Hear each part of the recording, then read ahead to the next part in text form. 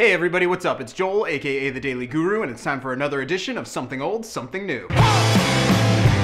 Today for Something Old, we're going to check out an album that everybody has to own. They should issue this upon birth to every person around the world. It's 1969, and it's the Rolling Stones' Let It Bleed. Truth be told, Let It Bleed is the second in a series of 4 absolutely flawless records that the Rolling Stones released, so in a lot of ways, it kind of comes down to personal preference. There's no question that this is my favorite, and to tell you the truth, this is one of the first albums I ever remember hearing. In many ways, Let It Bleed shows the range of the Rolling Stones' influence and ability more than any of their other records, as they delve so deep into their blues roots, and they also give a fantastic viewing of that dangerous sound that was beginning to be associated with rock and roll. It's the way that the harmonicas work so perfectly in every single song on this album, as well as the Rolling Stones' fantastic take on Robert Johnson's classic, Love in Vain. And at the same time, on the rock side of things, Let It Bleed has Gimme Shelter and Midnight Rambler, 2 of the greatest songs and 2 of the greatest riffs ever in the history of rock and roll. The Rolling Stones also present the perfect hybrid between these sounds. It's the way that they inject that kind of sleazy feel into their fiddle-driven rendition of country honk. This is the last record that Brian Jones would play on, and it's the first appearance of Mick Taylor. Another little known fact, the day after Let It Bleed was released was actually the date of the infamous Altamont Free concert. But above all of this, Let It Bleed is about one thing, and that's energy. This album demands to be played at a very loud volume, and it absolutely never gets old. So whether it's because of the stripped-down blues numbers, the more standard-style rock songs, the classical instrumentation you find throughout, the amazing vibe, the amazing music, or any other reason, I can't say it enough.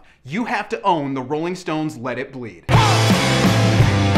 Alright everybody, today for something new, we're going to check out an album that came out a few months ago. The name of the band is Wooden Shjips, and the record is called West. If you go out on the internet, you'll find a lot of different pronunciations of this band's name. Some people call it Shjips, some people call them Shjips, some people call them Shjips. Whatever it's called, it doesn't matter. This is all about the music. Make no mistake, this is a loud band, but it's in a great way. From the moment this record begins, there's this imposing, crushing guitar sound that mixes perfectly with a slightly buried keyboard. It's in this combination and the overall tone that you can hear a very heavy influence from Black Sabbath, and that's a very good thing. Whether you want to call this band stoner rock, drone rock, trance rock, it doesn't really matter. These guys get great grooves going and it never lets up. At times it almost sounds like a more melodic version of Suicide, or maybe a more fuzzed out take on Dead Meadow. It's the exceptional presence that the entire band has on every single one of these songs. There's no question that their musicianship is top notch, and it's the way that they follow the mood of these songs to completion that make them absolutely fantastic. But at the same time, what really separates